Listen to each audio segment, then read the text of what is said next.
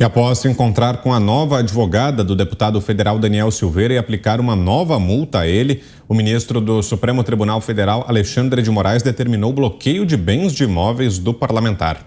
As medidas foram adotadas devido ao fato de Silveira supostamente não cumprir as medidas cautelares e para garantir o pagamento dos R$ 645 mil em multas impostas ao congressista. Ao determinar o bloqueio, Moraes também exigiu que as instituições financeiras onde o parlamentar é correntista ou investidor devem informar quaisquer depósitos, saques ou transferências desde o início desse mês de maio, além de identificar quem enviou dinheiro a Silveira ou recebeu dele, para que também seja investigado. O ministro decidiu ainda que a Corregedoria Nacional de Justiça e a Secretaria Nacional de Trânsito deverão realizar bloqueio de matrículas de imóveis e de veículos no nome de Daniel Silveira. Roberto Mota, tá então, né, Mota? Mesmo depois do encontro dessa semana, a ofensiva do ministro Alexandre de Moraes contra o deputado continua, Mota. É uma decisão, uma medida assustadora, Brown. Ela reforça a percepção que muita gente tem que essas medidas contra o deputado já extrapolaram há muito tempo que seria de se esperar de um Estado de Direito. Um professor especializado nesse tipo de medida me explicou da seguinte forma: um réu que recebe a determinação de usar a tornozeleira e descumpre essa determinação, ele é punido com uma medida mais dura, jamais com uma multa. Agora, como o deputado já recebeu a graça presidencial, não há nenhuma razão, não há cabimento uma medida mais dura. Vale lembrar também, me disse esse professor, que o ministro Alexandre de Moraes já se pronunciou por ocasião de um indulto concedido pelo presidente Temer em 2018, dizendo, palavras dele, o indulto presidencial é ato de clemência constitucional privativo do presidente da República. Ou seja, não caberia uma revisão pelo STF. Por que tratar o indulto presidencial de uma forma diferente da graça presidencial que foi concedida pelo presidente Jair Bolsonaro? É difícil encontrar sentido nessa medida. E aí é justificável que o cidadão brasileiro fique com o sentimento de que a justiça agora está tratando as pessoas de acordo com a sua posição política. Uma coisa é certa, Brown, eu arrisco dizer que um resultado garantido desse processo todo vai ser transformar o deputado Daniel Silveira, nas próximas eleições, no parlamentar, provavelmente no parlamentar mais votado da história do Brasil. E nas redes sociais, o advogado Paulo Faria, que integra a defesa de Daniel Silveira, fez uma manifestação sobre a decisão de Moraes. Aspas. Soube pela imprensa que o ministro Alexandre de Moraes determinou a indisponibilidade de todos os bens móveis e imóveis de Daniel Silveira, segundo ele, para garantir o pagamento das multas. Faltou incluir as cuecas e os cachorros, né? Dá tempo ainda, ministro. Run, foi o que tuitou o advogado. Ana. É tão difícil, né, a gente tocar nesse assunto e tentar manter a calma, porque precisamos manter a calma, precisamos conversar com a nossa audiência, mas é muito difícil manter a calma, porque o superego ataca novamente. Não é Alexandre de Moraes mais, não é ministro Alexandre de Moraes, é o superego. Esse homem, ele tem um ego maior do que ele próprio, maior do que a instituição STF, maior do que a nossa Constituição, maior que o país, maior que o povo, maior que a nossa soberania. Ele acha que ele é o dono do Brasil. E o silêncio de seus pares e, principalmente, do senhor Rodrigo Pacheco, é impossível e não devemos mais citar o nome de Alexandre de Moraes, um ministro da nossa Suprema Corte que atropela e rasga a nossa Constituição diariamente, sem citar Rodrigo Pacheco, que infelizmente hoje é a nossa única ferramenta constitucional dentro das nossas instituições para parar essa tirania, porque não tem outra palavra, Vitor. Não tem. Já estamos sob aí um estado tirânico de um ministro, existe um silêncio absurdo de seus pares, e o pior é o silêncio da nossa única ferramenta que consta na nossa Constituição, ali no sistema de freios e contrapesos, que poderia parar isso. O senhor Rodrigo Pacheco virou o guarda-costa do STF, o guardião de Alexandre de Moraes. Ele não coloca em plenário sequer o requerimento dentro da nossa Constituição, dentro dos preceitos aí do Estado Democrático de Direito, o convite que o senador Girão trouxe até o presidente do Senado para que ministros do STF, como Alexandre de Moraes, viessem ao plenário, à Casa do Povo, e conversasse. Não é nenhuma intimidação, não é a democracia no seu melhor estado. Ministros que são indicados por presidentes que foram eleitos pelo povo, conversando em uma das casas do povo, conversando com seus representantes. O Alexandre de Moraes, Vitor, ele vai acabar com a pouca confiança que a nação brasileira tem no STF. Nós devemos salvar o STF de pessoas como Alexandre de Moraes, mas com um guardião e um guarda-costa dessa maneira, né, um pitbull como o Rodrigo Pacheco, que protege de uma maneira muito intrigante, fica difícil. Nós estamos vendo, infelizmente, à luz do dia, de uma maneira absurda, draconiana, como nunca imaginamos, a deteriorização da credibilidade do Supremo Tribunal Federal. Paulo.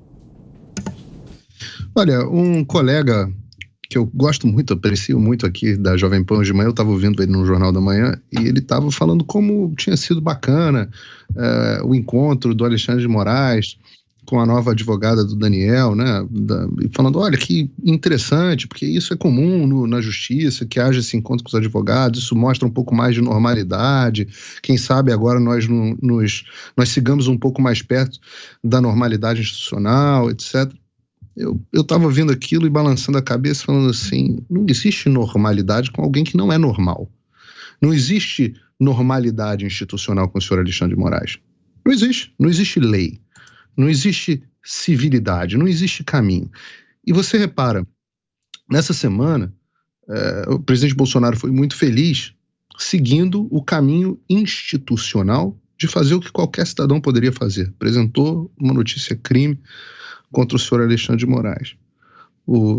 Nós acompanhamos, vimos qual foi a reação do ministro Dias Toffoli, não foi surpreendente, porque, ora, se foi ele que originou essa celeuma toda com o inquérito do fim do mundo, seria até suspeito para julgar o caso, mas negou seguimento, Bolsonaro foi lá, Procuradoria-Geral da República. Este que dizem que é o ditador, que pode tudo, que vai dar um golpe a qualquer momento, a gente está ouvindo há 4 anos que o Bolsonaro é um ditador enrustido, etc. Esse vai lá, segue o caminho institucional, bonitinho.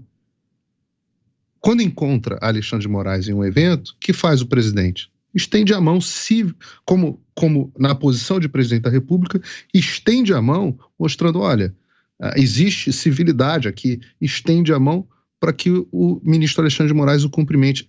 É visível, por exemplo, a expressão de surpresa do ministro Alexandre de Moraes de ver que Bolsonaro está estendendo a mão para ele. E aí ele cumprimenta meio desajeitado.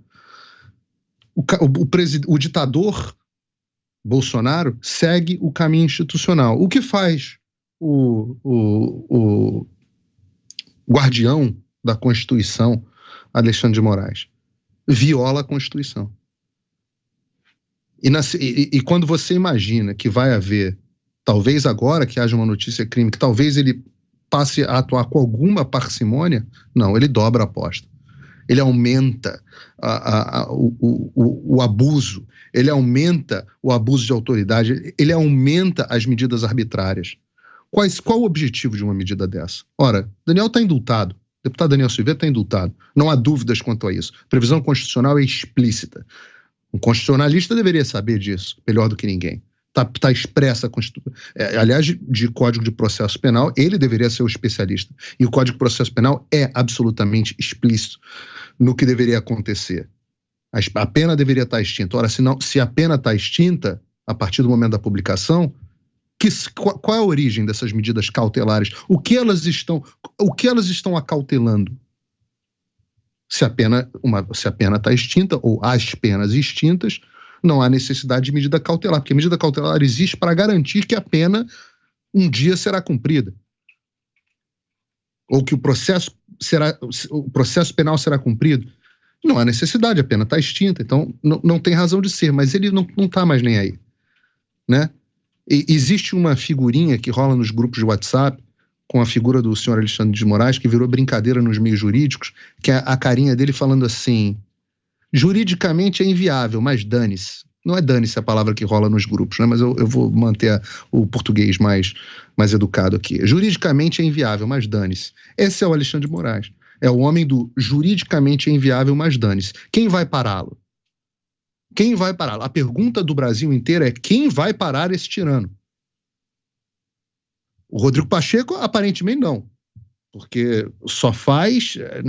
nem ouve a opinião dos colegas do Senado, nem espera para ouvir a opinião dos colegas do Senado. Ele, de antemão, já mostra: o que chegar aqui não tem nada, tá tudo certo, deixa o Alexandre fazer o que ele quiser. Quais são os interesses do senhor Rodrigo Pacheco? Não sei, gostaria de saber. Talvez o Augusto possa responder na volta das férias.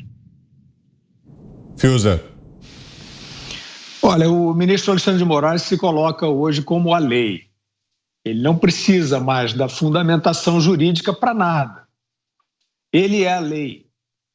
Porque ele está se opondo ao direito, a uma medida que é uma indulgência, que é uma graça concedida. E ele está dizendo que isso para ele não vale. É claro que ele traz ali os subterfúgios, as alegorias. Não, na verdade é um outro processo, não é bem esse processo, é uma outra coisa que ele fez que eu não gostei, meio nessa linha. Então, com esse tipo de critério, ele faz o que ele quer. E ele vai decidir quem concorre e quem não concorre na eleição.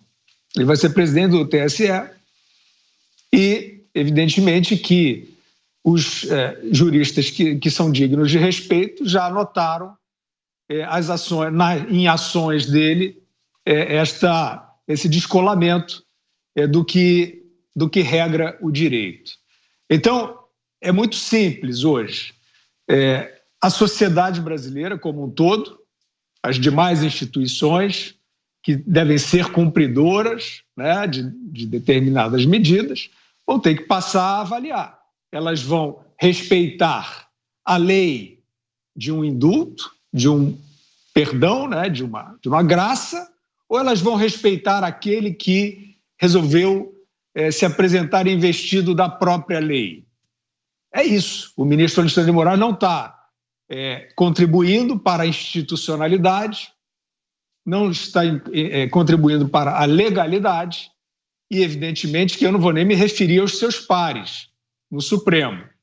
Né? Evidentemente que, como ele tem uma ação mais arrojada, nesse sentido que o Supremo há muito tempo estava ensaiando, né, de tentar essas coisas que eles falam, ser o poder moderador, mandar em tudo, enfim, talvez a maioria está gostando desse estilo arrojado do ministro Alexandre de Moraes, justamente nessa linha. Deixa que eu tomo conta aqui, deixa que eu transformo o STF aqui no senhor feudal. Agora, tem alguém no STF que acha que não é assim? Tem alguém no STF que tenha votado contra, por exemplo, a própria condenação? Eu acho que tem, né?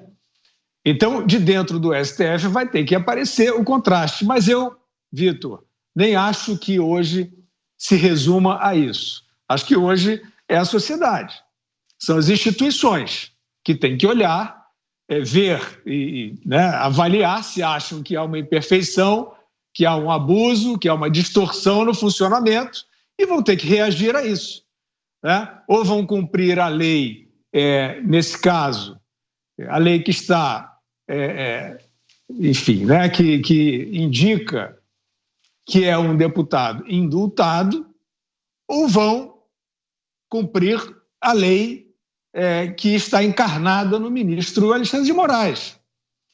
Todos que acharem que não há abuso, que não há deformação, que não há desvio nestas ações, estarão associados a ela, de uma maneira ou de outra. Estarão conferindo, né, ratificando o que consideram ser legal. Se em algum momento da história, depois de amanhã ou no futuro próximo, isso for revisto e vier à tona que não é uma conduta correta, todos esses que estão se calando agora serão corresponsáveis.